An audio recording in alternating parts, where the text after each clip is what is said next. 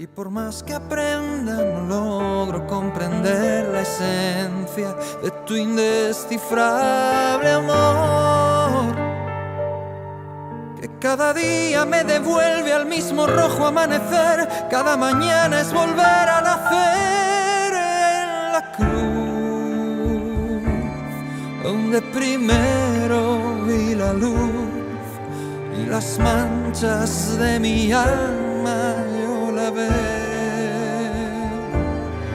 La realeza que se obstina, tu cabeza que se inclina, mi pobreza que termina en la cruz. Buenas tardes, queridos hermanos. Buenos días, en realidad. Que el Señor les bendiga. Como siempre, es un honor para mí estar junto a ustedes, teniendo esta hermosa posibilidad de compartir la palabra de nuestro Dios. Damos gracias al Señor porque estamos en una nueva serie de sermones acerca de las parábolas de nuestro Señor Jesucristo. Quiero invitarlos a que puedan abrir sus Biblias o sus aparatos inteligentes en el Evangelio de Lucas, capítulo 14, y vamos a estar dando lectura mientras avanzamos en el sermón, desde el versículo 15 al 24. Pero tenga su Biblia abierta. Lucas 14, del versículo 15 al 24, va a estar la perícopa de nuestro sermón. Y lo vamos a leer mientras avanzamos en nuestro sermón. Lo que sí quiero mencionar es el propósito de esta parábola o de este sermón. Y es que nos podamos gozar de la cena del Señor.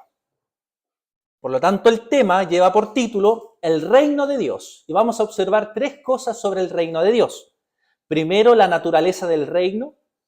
Segundo, el rechazo del reino. Y tercero, los participantes del reino. Veamos entonces la naturaleza del reino. Para esto vamos a leer versículos 15 y 16.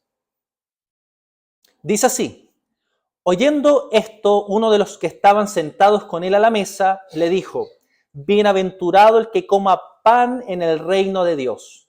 Entonces Jesús le dijo: un hombre hizo una gran cena y convidó a muchos. El contexto de esta parábola es que Jesús sanó en un día de reposo, vio que había muchos fariseos a su alrededor y les dijo: ¿acaso ustedes no harían lo mismo? Si un animal, por ejemplo, cayere, ¿ustedes no lo recogerían?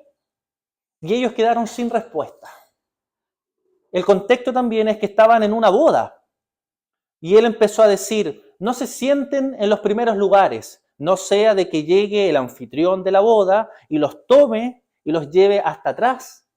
Y los que están atrás los tome y los coloque adelante. Los primeros que quisieron sentarse en las primeras bancas sufrirán vergüenza cuando el señor de la boda los tome y los deje hasta el último.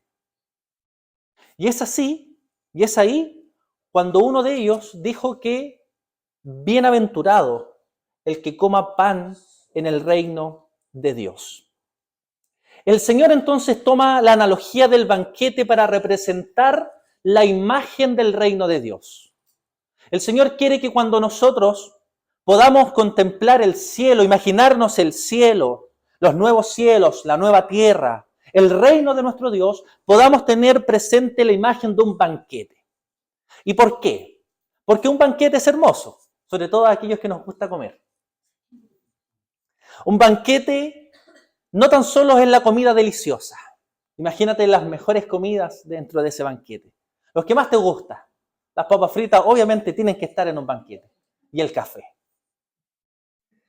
No tan solo el banquete es bueno porque sacia el hambre, sino que también porque es una figura, un símbolo de alegría, en donde uno disfruta, en donde uno lo pasa bien, en donde uno tiene comunión con los demás comensales. Y esta es la imagen, mis hermanos, que Cristo quiere que su pueblo tenga cuando imagine el reino de Dios. Una imagen feliz. Una imagen de alegría, de contentamiento, en donde lo pasarás bien, en donde podrás disfrutar. Y a los judíos se les hacía muy familiar y muy cercana este concepto o esta imagen de banquete. Por eso el versículo 15, uno de los invitados, uno de los judíos dijo, bienaventurado el que coma pan en el reino de Dios. Incluso había una leyenda dentro de los judíos en donde en el banquete final comerían los dos monstruos que se mencionan en Job, el pescado y la carne. O sea, Leviatán, como la carne de pescado, y el Behemoth, como la carne. Y que estos dos monstruos serán servidos en la última cena. Y algunos pasajes de las Escrituras también nos señalan este concepto de banquete, de sentarnos a la mesa. Por ejemplo, un salmo muy conocido como el Salmo 23, versículo 5, que dice, aderezas mesas delante de mí en presencia de mis angustiadores. Unges mi cabeza con aceite, mi copa está rebosando. Isaías capítulo 25, versículo 6 dice, y Jehová de los ejércitos hará en este monte a todos los pueblos banquete de manjares suculentos, banquetes de vinos refinados, ahí les gustó a muchos, de gruesos tuétanos y de vinos purificados.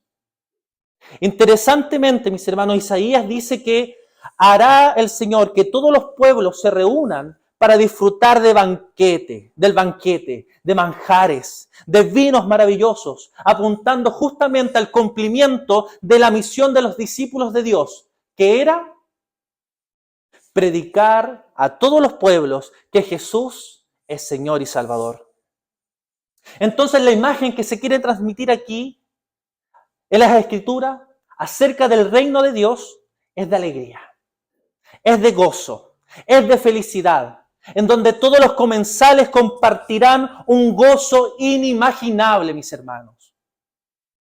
Es cierto que el Señor Jesucristo está ocupando la imagen de un banquete, pero ni siquiera imaginarnos el banquete con todas las comidas deliciosas, con los demás comensales, pueden describir perfectamente lo que será estar en el reino del Señor.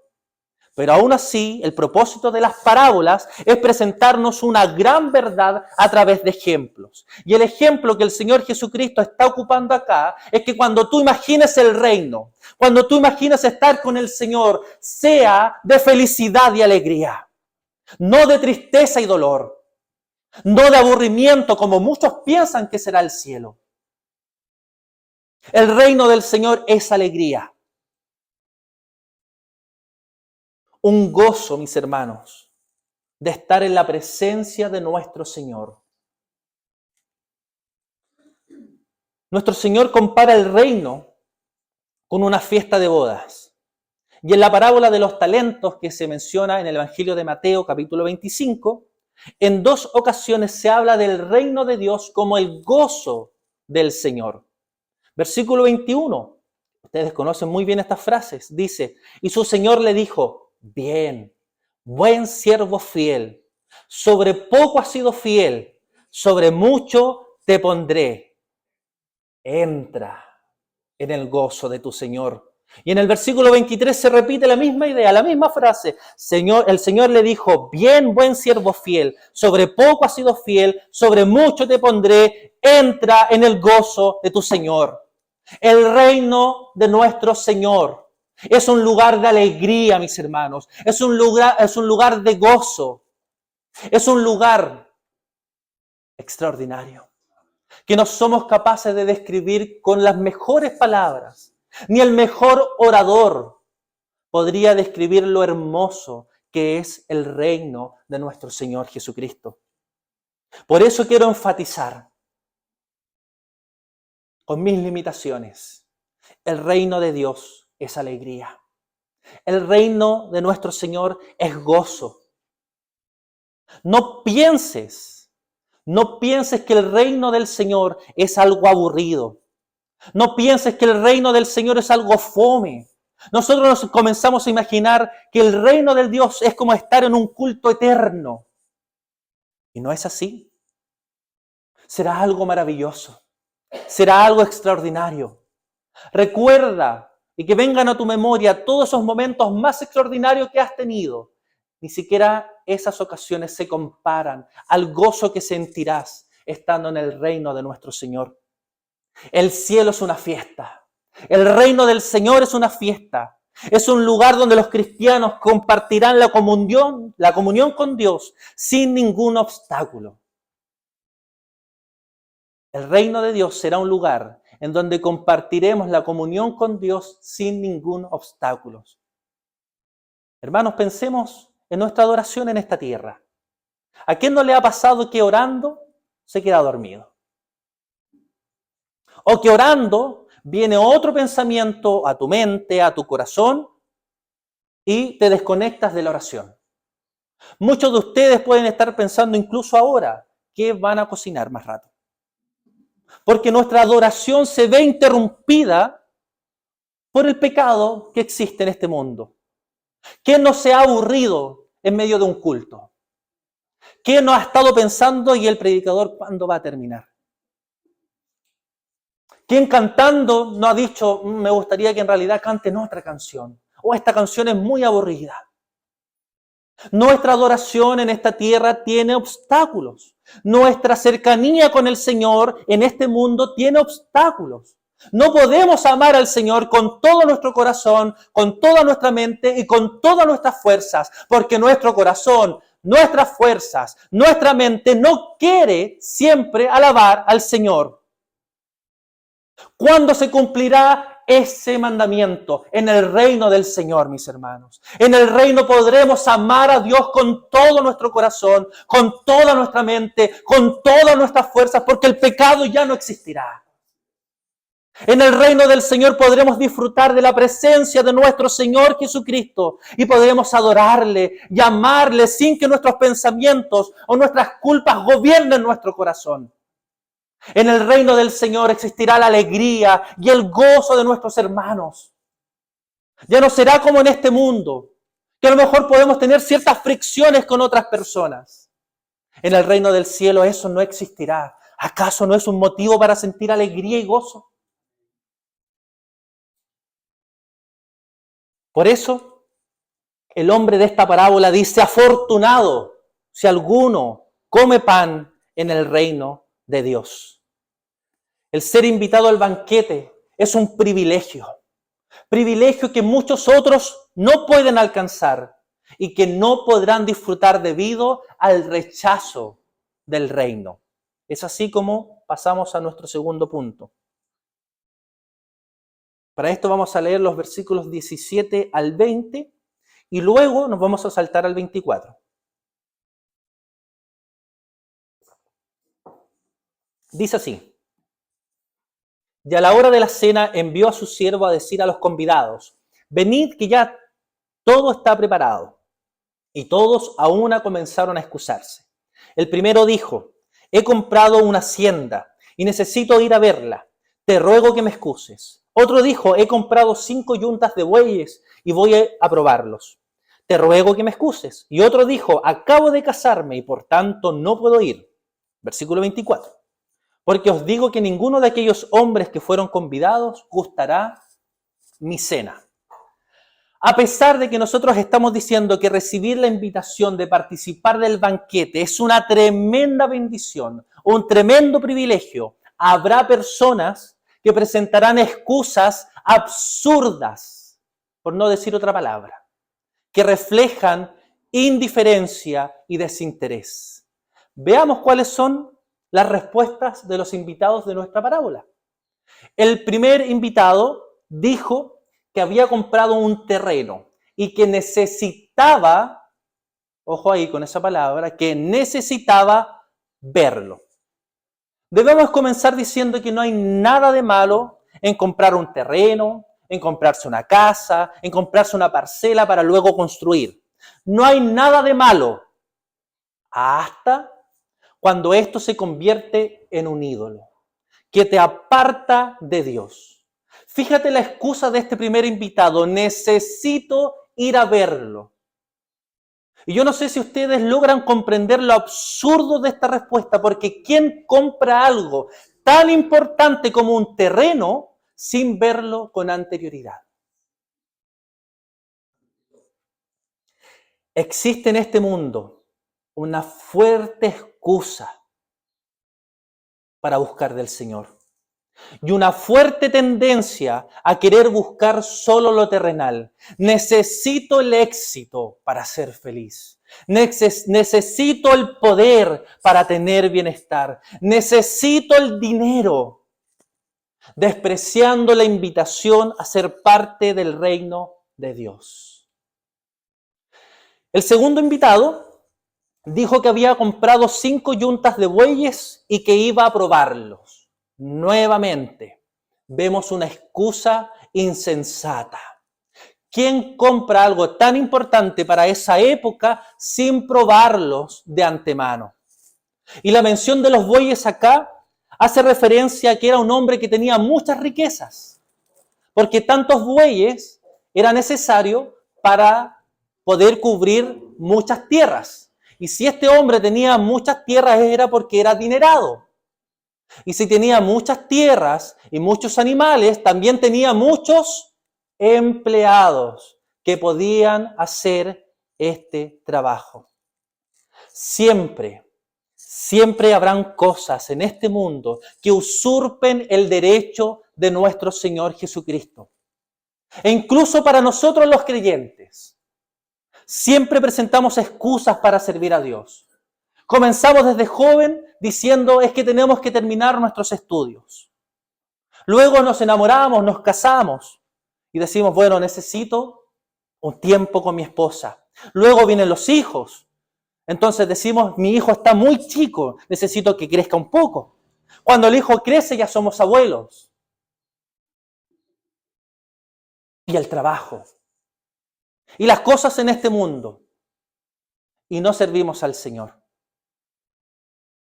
Estamos tan involucrados en buscar y satisfacernos en las cosas de este mundo que no tenemos tiempo para buscar del Señor y para vivir el Evangelio correctamente.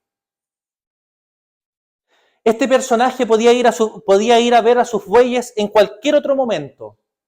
Mis hermanos, estamos hablando de un banquete a la hora de la cena, es decir, tarde. El primer invitado dijo que iba a ver el terreno, ¿cómo lo iba a ver de noche? El segundo dijo que necesitaba probar los bueyes, ¿cómo iba a probarlos bien? ¿Cómo iba a saber que podían arar bien la tierra? De noche.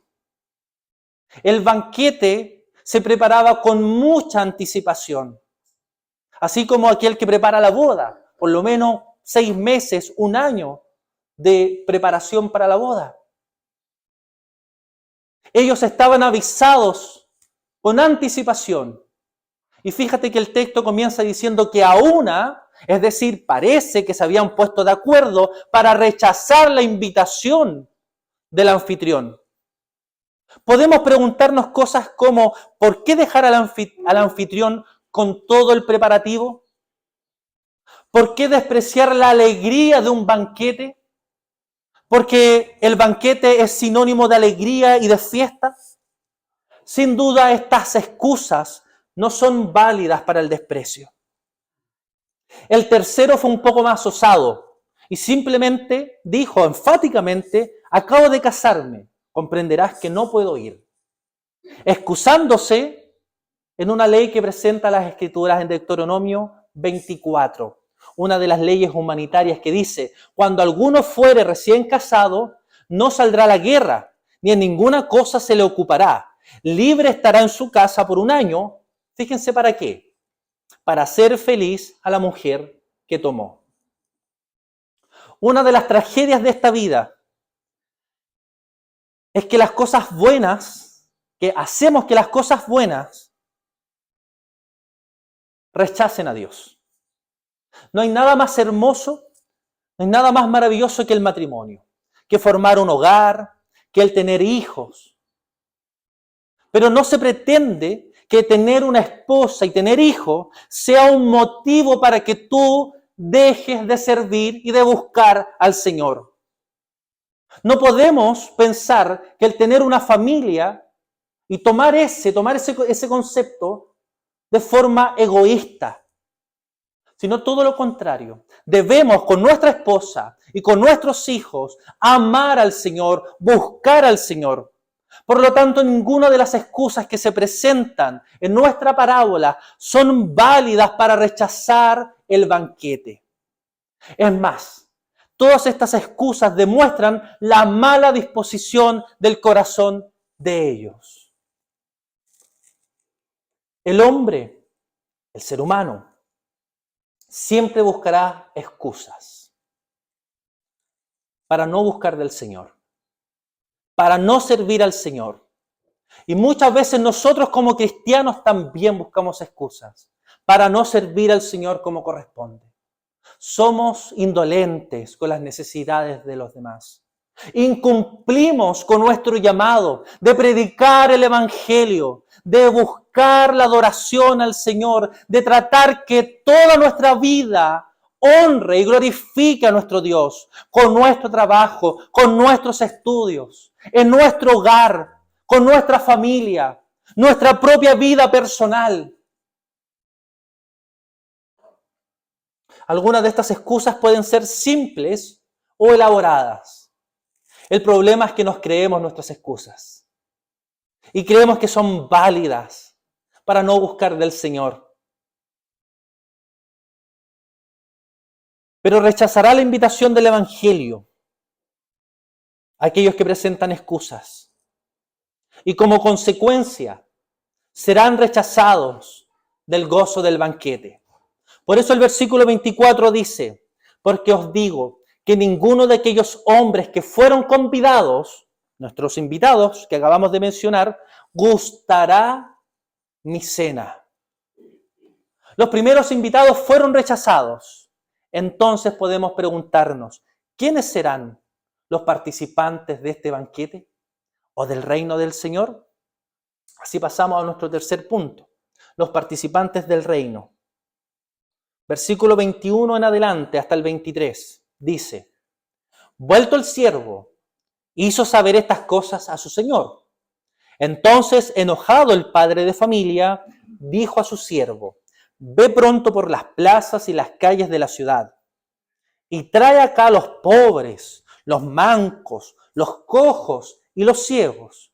Y dijo el siervo, Señor, se ha hecho como mandaste y aún hay lugar.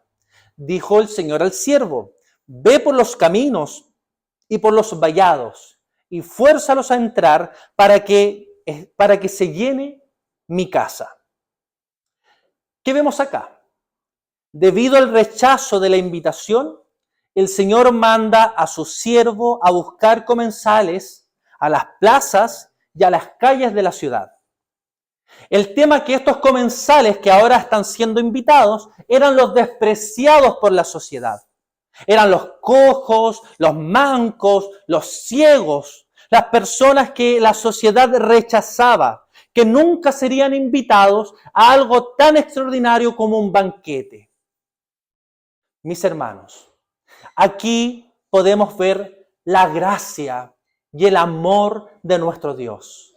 Nosotros éramos estas personas despreciadas. Nosotros éramos los cojos, los ciegos, los mancos, aquellas personas que nunca podrían participar del gran banquete, del reino de nuestro Dios. Y a pesar de eso, estamos acá hoy luchando la batalla para un día disfrutar del gran banquete celestial.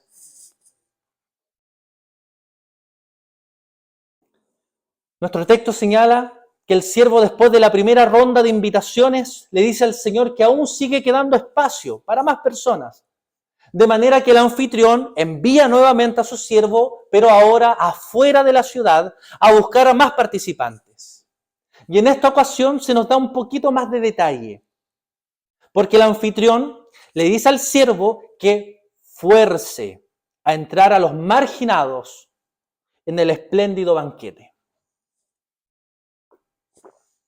La palabra forzar para nosotros tiene una connotación negativa. Es como hacer algo en contra de su propia voluntad.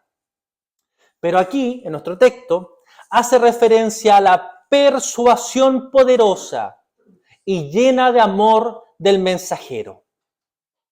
Y no sé si ya hicieron la conexión. A lo mejor con esta pregunta logran conectar.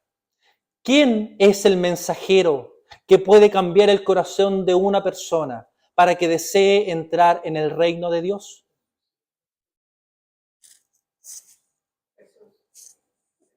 Casi. Empieza con E. Espíritu Santo. Así es.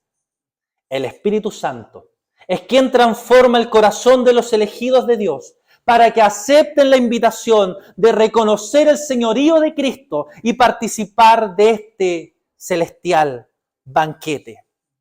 Ahora bien, hago la siguiente pregunta. ¿Cómo el Espíritu Santo cambia los corazones de las personas? Ustedes saben, vamos. ¿Cómo el Espíritu Santo cambia los corazones de las personas? ¿A través de qué? Del Evangelio, de la palabra de nuestro Dios. Y aquí viene la última pregunta. ¿Quién predica la palabra de Dios? Vamos, sin vergüenza. ¿Quién predica la palabra de Dios? Nosotros, los cristianos. No vienen ángeles a predicar. No es el Espíritu Santo aparte predicando el Evangelio. Somos nosotros, guiados por el Espíritu Santo, quienes predicamos la palabra de nuestro Señor. Fíjense, el siervo de nuestra parábola tenía la tarea de colocar la necesidad a otros de asistir a este banquete. Este debía persuadirles para que entraran, para que quisieran participar de este banquete. Sin duda, nuestra historia nos deja una gran tarea. Debemos predicar a Cristo en todas partes y a todas las personas para que éstos puedan disfrutar del banquete de nuestro Señor Jesucristo, del reino de Dios. En esta parábola se manifiesta algo extraordinario, mis hermanos. Observamos la revelación completa del plan de Dios al incluir a los gentiles. ¿Qué estamos diciendo? Que aquí nosotros vemos el plan de Dios desde la eternidad. Incluir a todos, es decir, invitar a toda lengua y a toda nación a reconocer que Cristo es Señor y Salvador. El apóstol Pablo nos ayuda a entender esta idea en Romanos 9, versículos 25 y 26, y dice: como también en Oseas dice, llamaré pueblo mío al que no era mi pueblo, y a la no amada, amada. Y el lugar donde se les dijo, vosotros no sois pueblo mío, allí serán llamados hijos del Dios viviente. Los judíos pensaban que solo ellos eran el pueblo de Dios, que solo ellos eran los invitados. Pero eso era lo que pensaban los judíos, mis hermanos. No era lo que pensaba Dios. Dios desde siempre tuvo un plan. Por eso mandó a los discípulos a que predicaran en el Evangelio por todo el mundo. Es por eso que nosotros hoy, como su iglesia, tenemos que seguir predicando el Evangelio. Porque eso es el plan de Dios. Hoy, aquellos que han aceptado que Jesucristo es Señor y Salvador, pueden tener una certeza absoluta que podrán disfrutar del reino, en donde Cristo reinará plenamente y el dolor y la tristeza y el sufrimiento ya no existirán. Como dice su palabra en Apocalipsis 21, enjugará Dios toda lágrima de los ojos de ellos, y ya no habrá muerte, ni habrá más llanto, ni clamor, ni dolor, porque las primeras cosas pasaron. Y el que estaba sentado en el trono dijo, he aquí, yo hago nuevas todas las cosas. Todas las cosas serán renovadas, mis hermanos, en el reino del Señor. Y estar en el reino de nuestro Señor, estar en el reino de Dios, disfrutando de este banquete, es algo extraordinario. Quiero que tomes un respiro y puedas hacer tuyas las palabras. Bien, buen siervo fiel. En lo poco has sido fiel, en lo mucho te pondré. Entra en el gozo de tu Señor. Entra en el gozo de tu Señor. Mis hermanos, esas serán las palabras que escuchemos cuando Cristo nuestro Señor venga. Entra en el gozo de tu Señor y gózate. Disfruta, porque ya no habrá más dolor, porque ya no habrá más tristeza, porque no lucharemos más en contra del pecado, porque ya no habrán más obstáculos para nuestra adoración a Dios. Seremos libres de levantar nuestras manos, de que nuestro corazón alce su voz en adoración al que vive para siempre, al que vive por los siglos de los siglos. Amén. Oremos. Damos infinitas gracias, Señor, por todo tu amor.